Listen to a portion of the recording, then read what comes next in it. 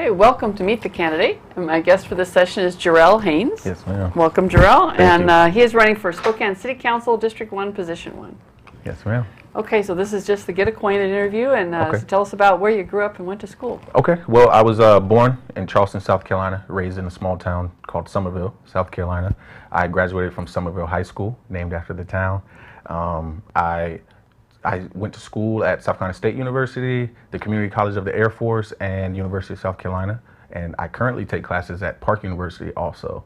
So a lot of schooling experience. A lot of schooling Yes, experience. Ma'am. Yes, ma'am. So in all that schooling experience, what did you like to do that wasn't school?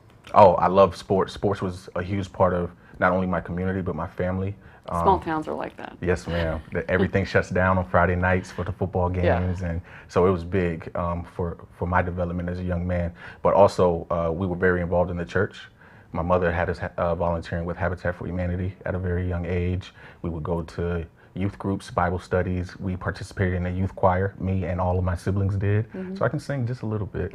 But yeah, I did that. She kept us involved and busy year round. So. That sounds like a good childhood. So Yes, now I'm assuming that from the Air Force, from your community college of the Air Force, that you have served in the Air Force? Yes, ma'am. 7 years, United States Air Force. Is that what brought you out to Spokane? It is. I got stationed here in November of 2010, and I never left. That's a common story in Spokane. Yes. We have a Yes, lot of ma'am. Fairchild retirees out. Yes, ma'am. So what was your first job, your first experience connecting work and pay? First official job? First or official job. Official job. My A very real first job. official job was in fast food, actually. I was making $5 an hour, and it was hard work. We'd get off late at night, and I had to go to school early the next morning. I was 15 or 16 years old, and that was my first real job where I could get a paycheck and show my mom with a big smile on my face. Yeah. So what did you learn from that?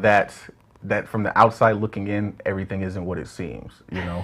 You got to see backstage. Got to see backstage, and I got to know and understand how hard it was to actually make a dollar the right way, and but how proud you could be no matter what it was that you were doing, you know, to make that money. And fast food is really fast. It's really fast paced, but serving people is something that's a part of me. So I really enjoyed that piece, being able to communicate with customers and stuff.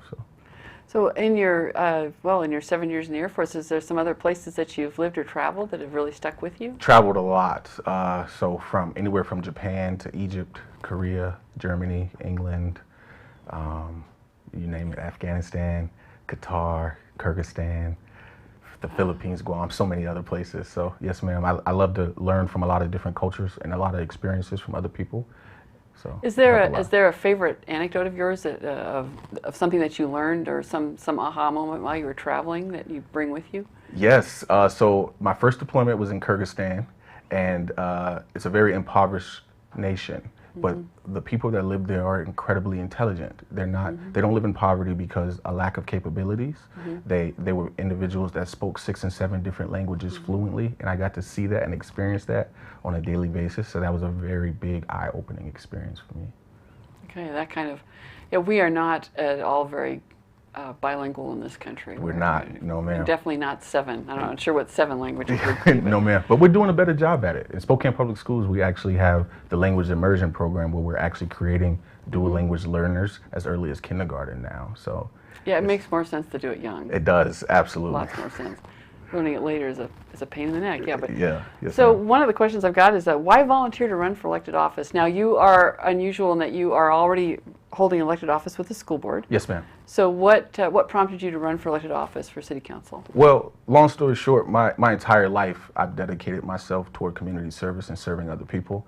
And when I started getting interested in politics while I was on my first deployment, actually in Kyrgyzstan, I came back to Spokane and I started getting more and more involved with the community, from volunteering, mentoring kids.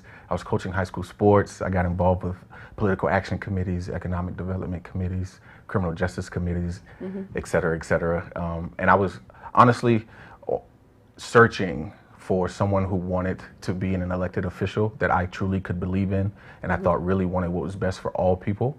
And I was going to attach myself to them and help them get as far as they could.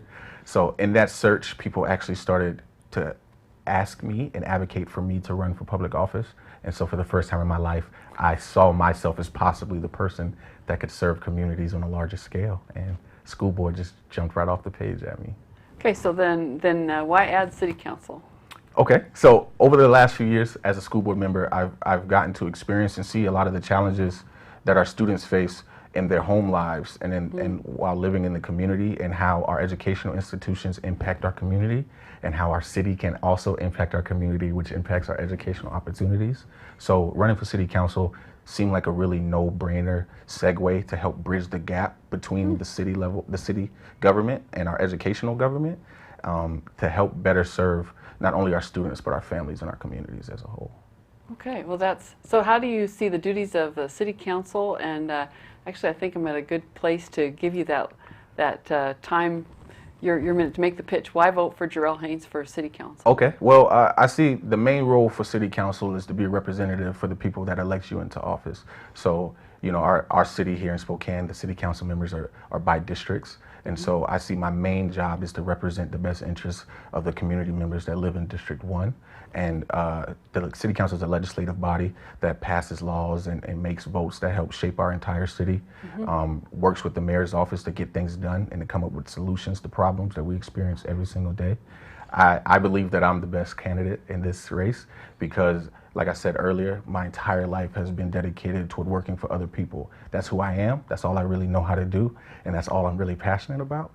And so if people want to elect someone, they should elect me because they can trust me to work to eliminate unpaved streets, to work to bring better educational and economic opportunities to District 1, one of the most highly marginalized districts, right, in the state of Washington, not only in the city of Spokane, to help eliminate homelessness, to help eliminate poverty, to help eliminate crime and reduce crime rates throughout the city, but also especially in District 1.